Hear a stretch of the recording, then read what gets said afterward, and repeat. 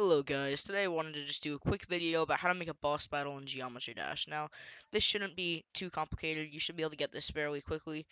Now, for more advanced boss battles, you tend to use stuff in the 3D tab, use these blocks here to make the boss and the design.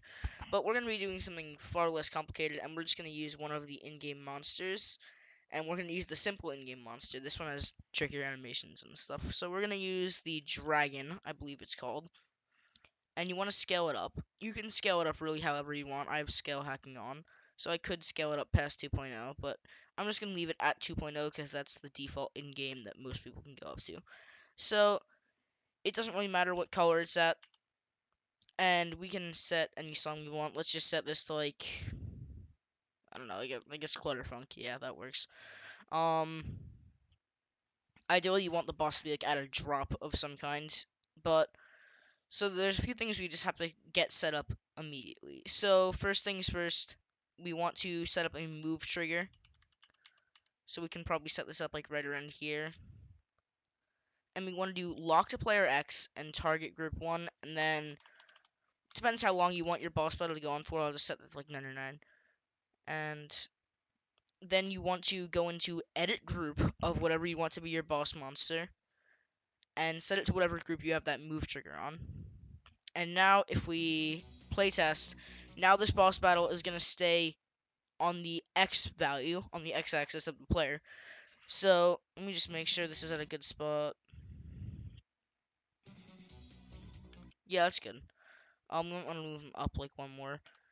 Also, a good thing to keep in mind is that you can't really use cube for a boss battle, so you can either use UFO, wave, or ship, and sometimes spider if you're really good at making bosses. But I'm gonna go with the ship since it's the most simple thing you can do. And generally, you do want to be at a little bit of a higher speed. So we can go bum bum bum bum bum bum bum bum. And there's a few things you're gonna want to do now. So your boss is on layer 0. You have this thing here. You want to put all your triggers below this line. That way you don't like intercept any of the movements or anything. So now what you're gonna want to do is build your laser. We can do something pretty simple here. I'm just gonna use these little blocks. Sometimes you can use like lightning, and I'm not exactly sure how to use like the moving projectile, but it's fine. So you want to get it lined up with your boss.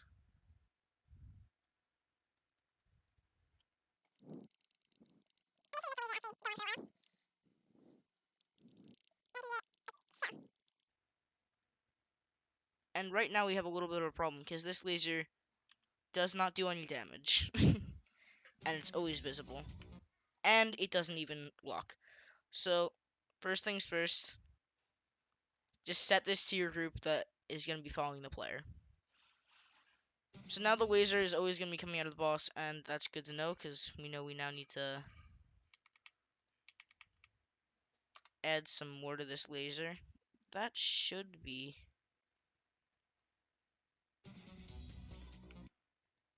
Oh, it's still not quite long enough, so we're just going to go to layer all. We're just going to move everything back a few spots, and then copy this. There we go. That should be good now. Yeah, now it goes all the way. So, let's go back to our layer 1, which we're building the laser on. It's very important that this is built on a separate layer. And let's go ahead and add this as second group. Let's also assign this group 2. And what we're going to want to do is let's put an alpha trigger, which is basically allowing you to change the opacity of different items. Let's set it to group ID 2. Let's make the opacity of the laser 0 to start out with. So now you can't see the laser. But let's for now actually just disable this alpha trigger. Let's set it to like group 10 or something like that for now because we want to still be able to see our laser right now. And let's go on to an even bigger laser. And now we want a bigger layer, sorry. And now we want to actually make our laser do damage. Now you can do this with a few different things. You can do like saw blades or whatever you want. I think saw blades is probably going to be best just because of the way we have this structured.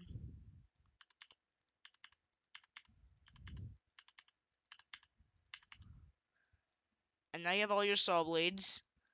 And we're gonna want to set these to the group that we want invisible. Which not no, we want to set these to a third group. And we also want these to be on our following group. So now we can actually go back to our alpha trigger, set this back to group 2. Let's copy and paste our alpha trigger and also set it for, actually no, we do need an alpha trigger for group 3 and we're just going to leave this here. Don't even bother touching it ever again. It's just there. We never need it again. And, what was I going to do? So now we need, oh yeah, we need a toggle trigger. Now, as of right now, the laser isn't there, but it can still hurt you. And we want to make sure it can't just hurt you whenever. So we want to get a toggle trigger for group 3. And now these spikes are just disabled right from the start. That's exactly what we want. So we will re-enable these spikes for when we want the laser to do damage. And I might actually just throw like a spike over here or something. That way we don't have to worry about playtesting or whatever. So now we can have our boss and we can just follow it. So next thing we want to do is get ready for our first attack. So for an attack, what you want to do is, should this be a toggle? Actually, no. We'll copy our group 2 alpha. So whenever you want to do your attack, let's say we want our attack here. So we want our alpha on group 2 and set it to 1. Now this is going to make our laser reappear when an attack is going to happen. So boom, but it doesn't do any damage yet. So what we also want to do is grab our toggle trigger to reactivate our spikes. So you want to set it to group ID 3, which is your spikes, and then activate the group. So now, if we go back here, now we have a damage dealing laser that we can activate on and off at will. So let's grab this toggle trigger again, because we don't want this laser to stay out forever. So let's do like a good amount of time. Let's do like here. We'll turn our alpha trigger off, but with some fade time, because the laser won't just disappear, it'll fade for a little bit. So we'll go opacity 0 and 0.2 fade time. And then we'll take our toggle and turn off activate group. So it should give you an effect similar to this. Just make sure we don't actually get hit by the laser. And now we have a little nice fading away laser.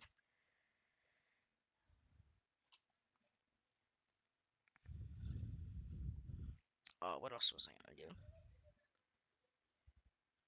And now additional things you can do are you can add an animate trigger when the thing starts, and it'll give you like everything you need to know. So we want to set this to 3, and it's called the big beast apparently. So set it to what our big beast is on, so 1, and we want animation ID 3. That's going to be our idle position. Let's copy and paste this, and when we're ready to attack, or like really right before we're ready to attack, we'll put it like right here. We will go edit object, and then we want animation 1.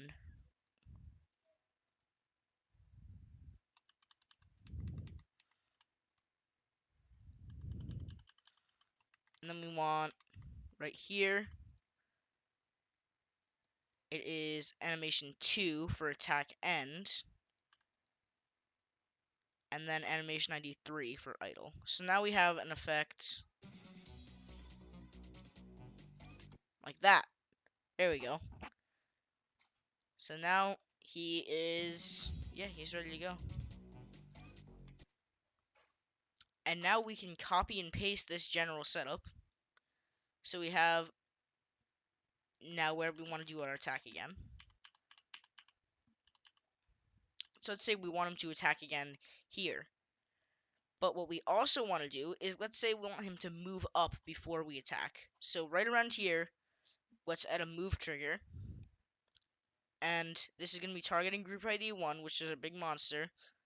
We'll set it to around like 0.5 seconds, I think is probably good.